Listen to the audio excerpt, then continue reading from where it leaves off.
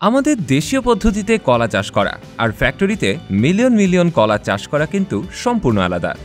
যেখানে million million কলা চাষ করা থেকে শুরু করে কলা বিভিন্ন দেশে পৌঁছানো পর্যন্ত সব কাজই করা হয় আধুনিক পদ্ধতিতে। কলা চাষের প্রথম ধাপ হলো উপযুক্ত জমি বাছাই করা।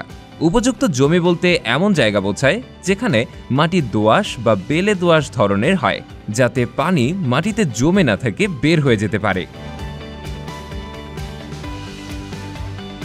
জমিতে ট্রাক্টর দিয়ে কয়েকবার চাষ দেওয়া হয়, তারপর অর্গানিক সার যেমন গোবর বা কম্পোস্ট মেশানো হয়, আর এরপর আসে চারা রোপণের ধাপ। আধুনিক কলা চাষে সাধারণত টিস্যু কালচার পদ্ধতিতে তৈরি চারা ব্যবহার করা হয়। এগুলো ল্যাবেই তৈরি হয়, রোগমুক্ত হয় এবং একই রকম মানের ফল দেয়। প্রতিটি গাছের মাঝে নির্দিষ্ট দূরত্ব রেখে সারিবদ্ধভাবে গাছ রোপণ করা হয়, যেন প্রতিটি গাছ পর্যাপ্ত আলো, পানি আর পুষ্টি পায়। রোপণের সময় গর্তে কিছু সার দিয়ে চারা লাগানো হয় এবং প্রথম কয়েকদিন গাছের উপর বিশেষ নজর রাখা হয়। এবার আসে পানি দেওয়ার পালা। আপনি ভাবছেন এত গাছে তো প্রচুর পানি লাগবে, কিন্তু এখানে প্রতিটা গাছেই পানি দেওয়া হয় একেবারে আধুনিক সিস্টেমে। ফার্মের নিচ থেকে পিঁপড়ার বাসার মতো পাইপ বসানো থাকে, যেটাকে বলে ড্রিপ ইরিগেশন সিস্টেম। প্রতিটি গাছের গোড়ায় গোড়ায় পানি যায়, অল্প অল্প করে, ঠিক যতটুকু দরকার ততটুকু। গাছ যখন বড় হয় তখন শুরু হয় নজরদারি। কেউ আর এখন হেঁটে হেঁটে গাছের নজরদারি করে না, এখন কাজ করে ড্রোন। উপর থেকেই দেখে কোন গাছে পোকা লেগেছে, কোনটা পানির অভাবে শুকিয়ে যাচ্ছে। তারপর সেই জায়গায় শুধু স্প্রে করা হয়, পুরো বাগানে না। এতে খরচও বাঁচে, পরিবেশও দূষণ হয় না। যখন কলা ধরে তখন এক একটা থোর হয় বিশাল বড় আর ভারী। সেই থোর যাতে রোদে বা পোকায় নষ্ট না হয় তাই পলিথিন কভার দিয়ে দেওয়া হয়, আবার গাছ যাতে ভেঙে না পড়ে তাই সাপোর্টও দেওয়া হয়। এবার গাছ থেকে কলা কাটার সময়। এখন আর কলা কেটে হাতে হাতে নিয়ে যেতে হয় না। কলার ফার্মে চলে কলা হারভেস্টিং মেশিন, যেটা কলার থোর কেটে একদম বেল্টে তুলে দেয়।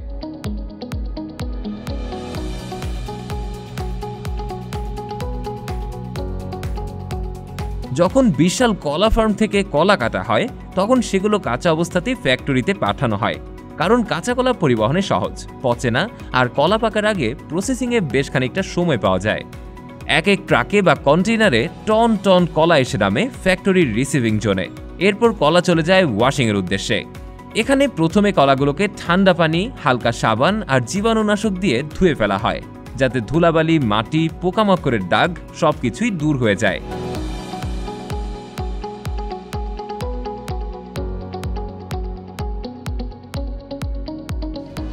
ধোয়ার পর আসে গ্রেডিং বা মান যাচাই।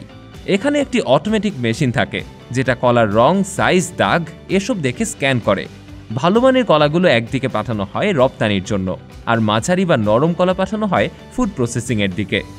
যেগুলো একদম খারাপ সেগুলো বাতিল হয়ে যায়। এরপর আসে রাইপেনিং বা পাকানো। যেহেতু কলা কাঁচা অবস্থায় ফ্যাক্টরিতে আসে, তাই ফ্যাক্টরির ভেতরেই থাকে বড় বড় রাইপেনিং চেম্বার, মানে কলা পাকানোর ঘর। এই ঘরগুলোতে নির্দিষ্ট পরিমাণে ইথিলিন গ্যাস ছাড়া হয়, যেটা কলাকে ধীরে ধীরে প্রাকৃতিকভাবে পাকায়। এই গ্যাস মোটেই কোনো ক্ষতিকারক গ্যাস নয়। এই চেম্বারের ভেতর তাপমাত্রা, আর্দ্রতা, গ্যাস সবকিছুই নিয়ন্ত্রণ করা হয় কম্পিউটার দিয়ে।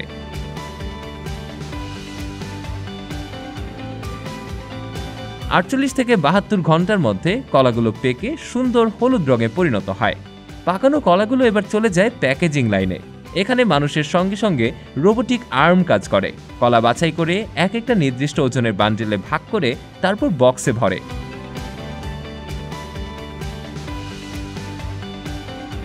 অটোমেটিক লেবেলিং মেশিন দিয়ে প্রতিটি প্যাকেটে দেশের নাম, তারিখ, ব্যাচ নাম্বার ইত্যাদি লেখা হয়। তারপর এসব বক্স চলে যায় কোল্ড স্টোরেজে, যেখানে তাপমাত্রা কম রেখে কলা বেশি দিন তাজা রাখা যায়। যেই কলাগুলো রপ্তানি করার যোগ্য না কিন্তু একেবারে ভালো, সেগুলো চলে যায় ফুড প্রসেসিং সেকশনে। ফ্যাক্টরিতে প্রসেস করা কলা দিয়ে বানানো হয় নানান ধরনের জনপ্রিয় খাবার। এর মধ্যে সবচেয়ে পরিচিত হলো কলা চিপস। সাধারণত কিছুটা কাঁচা অবস্থার কলা কেটে সরু টুকরো করা হয়, তারপর ফ্রায়ার মেশিনে ডিপ ফ্রাই করে বানানো হয় কচকচে চিপস। এরপর এতে হালকা লবণ, মরিচ গুঁড়া, মশলা বা মাঝে মাঝে চিনিও মেশানো হয়। অন্যদিকে পাকা কলা দিয়ে তৈরি হয় কলার পিউরি। এই পিউরি বানানো হয় স্পেশাল মেশিনে, যেখানে কলা একদম মসৃণভাবে মাখিয়ে নেওয়া হয়। এই পিউরি ব্যবহার করা হয় বেবি ফুড, ফ্রুট দই, ফ্রেশ স্মুদি বা বিভিন্ন কেক রেসিপিতে। আরেকটা জনপ্রিয় আইটেম হলো ব্যানানা কেক বা ব্রেড। বেশি পাকা বা নরম কলা ফেলে না দিয়ে এগুলো দিয়ে তৈরি করা হয় মজাদার কেক, বান বা ব্রেড। অনেক দেশেই এগুলোকে ব্রেকফাস্ট বা স্ন্যাক্স হিসেবেই খাওয়া হয়।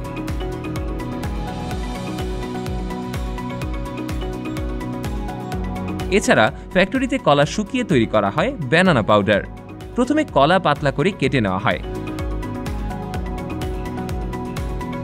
তারপর ড্রায়ার মেশিনে একেবারে শুকিয়ে ফেলে পাউডার বানানো হয়।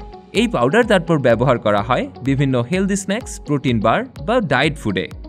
অনেক ফ্যাক্টরিতে কলা গাছের কাণ্ড বা পাতা থেকে প্রোডাক্ট তৈরি হয়, যেমন কলা গাছের ছাল দিয়ে প্যাকেজিং ম্যাটেরিয়াল, পেপার বা এমনকি কাপড় বানানোর চেষ্টা হচ্ছে অনেক দেশে।